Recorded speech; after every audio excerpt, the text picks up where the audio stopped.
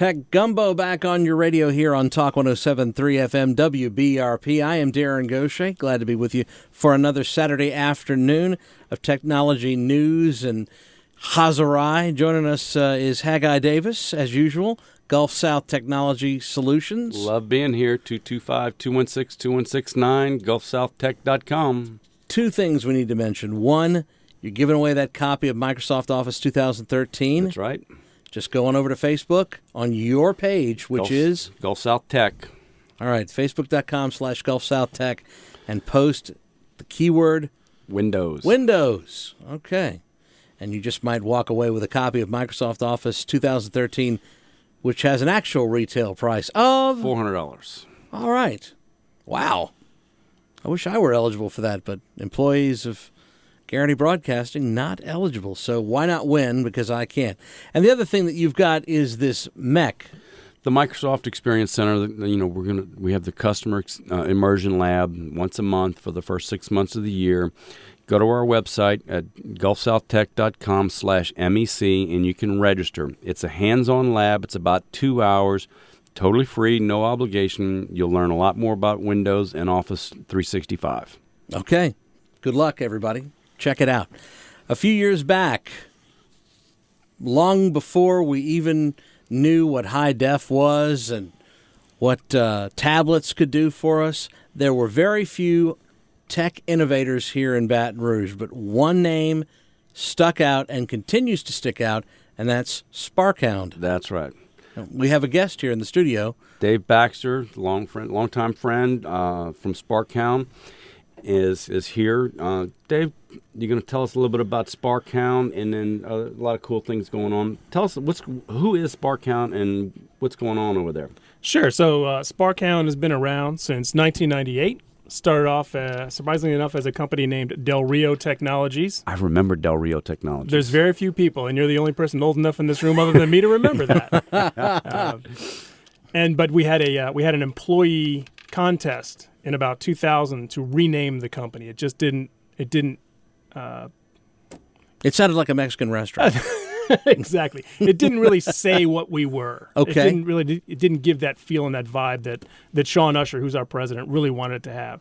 And so Sparkhound was the employee choice for the name. Even though he wanted TitanWorks, the employees overwhelmingly chose Sparkhound. And the name came about because of the idea that the spark is the reason that our customer comes to us. They have an idea that's going to help improve their business. Okay. And the hound we're going to be the bloodhound that helps them find a way to solve that business problem. You're going to sniff it out. Through the use of technology. Huh. That, I've always wondered that, where the name come from. Yep. So that's ingenious. Well, you've got smart people working for you. A few. How big is your organization now? We are around 200. We've got about 140, 130 here in Baton Rouge, and then we've got another 30 or 40 in our Houston office, and another 15 or 20 in our Dallas office, which just opened a few years ago. Wow. So what do you guys do over is it the same stuff you do here in Baton Rouge? Same things we do here. Yep. We just we're looking to expand. Our goal is to have 10 offices in the next 10 years. So we're at 3. We've got 7 more to go. It's a big challenge to overcome, but we've been building for that growth for the last few years, and we're really excited about it. So what is it that Sparkhound focuses on mainly? Yeah. So we really, for the first few years, we're focused a lot on the small business and state government. Technology consulting, break fix, help desk, networking and monitoring, and then we started getting into application development around 2003, 2004. And at that point, we started seeing a lot of growth through that angle as well.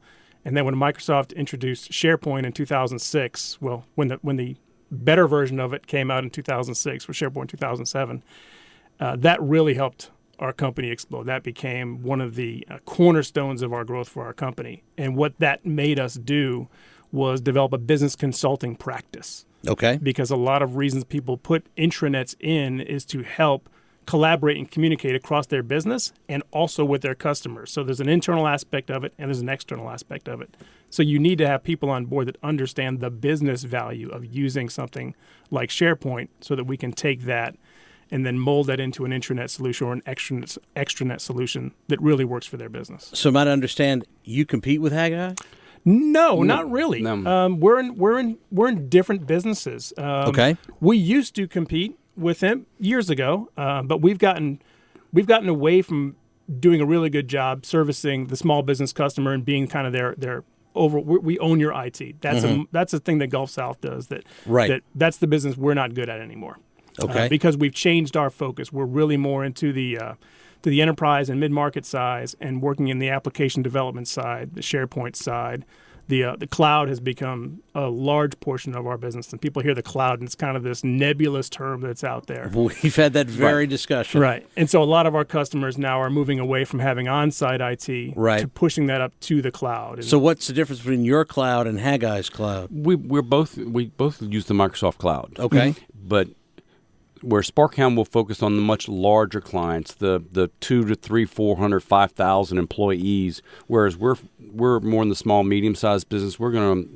Gulf South is going to focus more on that 20 to 75 users, maybe 100 users or employees in a company. That's more of our sweet spot. They're looking at businesses that are much larger than that range. Gotcha. And so we're not going head-to-head. We're doing the same things. We're kind of paralleling, but just different focuses. Yep. Gotcha. And we do a lot of referral business for one another. If a customer calls us and it's not in the segment that we do business with, send him Haggai's way, and vice versa. If he comes across, a problem that his customer is having and it's a solution that they don't have, they'll call us and we'll work in tandem. With EA and IBM, is there room in Baton Rouge for more growth? Absolutely. It's amazing the amount of technology companies that have come to this region in the last few years. I'm a member of the Baton Rouge Area Chamber, their Business Development Advisory Committee. So I hear about a lot of these things before they actually happen, but of course I'm under an NDA, so I can't talk about them. But sure. It's really exciting about the type of work that BRAC and the Baton Rouge Area Foundation and Louisiana Economic Development have been doing to bring the EAs, the IBMs, the Emeritas, the Stratix. I mean, there's just a number of new companies that have come here recently that what it's done for us is put a real focus on the value of our business. A lot of people think, oh, these guys are just, they're IT nerds, and it's kind of neat and all, but the job hiring and the growth of this industry, what it's done for us is it's increased the credibility we have nationally because we're being seen now as an IT center in the South. We're becoming the Silicon Valley of the South. How does that compare? We're always going to be, and you guys are going into Texas right now, but is Texas that much further ahead? Do we still have a ways to go before we're competing on a Texas-sized level with a big 10-gallon hat on? It's really interesting. Our Houston office has been open for 5 years, and our Dallas office has been open for 3 years. And typically, we would see things in those offices that were a year to 18 months ahead of what we would see in Louisiana. Okay. We do get things with the speed of driftwood here sometimes. But with over the last 12 to 18 months, we've seen that gap lessen.